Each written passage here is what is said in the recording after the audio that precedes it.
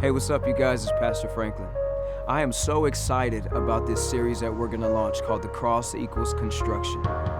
Construction is an amazing thing because what's wrapped up in construction is vision, it's hope, it's resource. It's a place that is going to be structured in order for people to come into and go out of, and just something that's going to be able to move people's lives in different directions. What you see behind me is you see a structure that looks abandoned. It looks overlooked.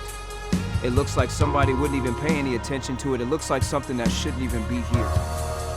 See, what we're going to be looking at this month is what God wants to build into the lives of His people. In Matthew chapter 16, Jesus enters into this dialogue with His disciples as they get to Caesarea Philippi. And He asks them this amazing question. He says, "Who does man say that I am? Who does everybody around you say that I am?" And some began to name prophets, and some began to name other amazing men of God. And Jesus asked a more pointed question. He says, "Who do you say that I am?" And Peter speaks up and he says, "You are the Messiah. You are the Son of God." And Jesus said, "Blessed are you, Simon of Jonah, because what you have just said has not been revealed to you by man, but it's been revealed to you by my Father in heaven. Surely you are Peter, and it is on this rock, on this foundation, on this platform that I will build my church, and the gates of hell will not prevail against it."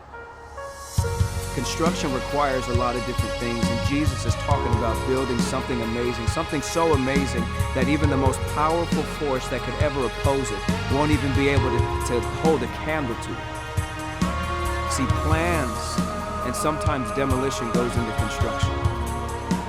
What the cross did, what Jesus did through the cross was to tear down the old man in an effort to build the man that He created us to be. So in the first week, we're going to be looking at plans and demolition. In the second week, we're going to be looking at framing.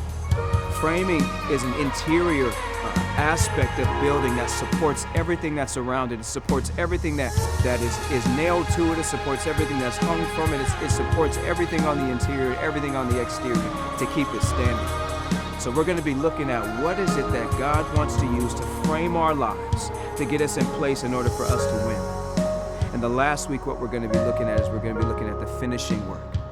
What is it that God wants to implement for the finishing work? What is the end result? What is it that our lives are supposed to look like according to the view that God has for it? So don't miss this series. Bring someone with questions, bring someone just starting their walk, or even bring someone who's far along in this walk, but you're not going to want to miss any installment of this message. I look forward to seeing you guys there. I'll see you later.